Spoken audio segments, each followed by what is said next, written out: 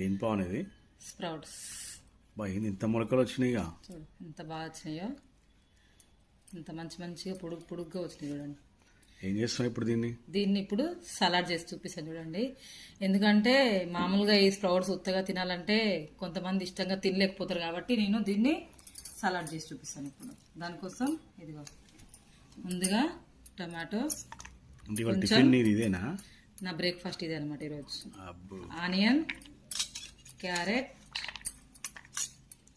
కీరా సన్నగా కట్ చేశానండి.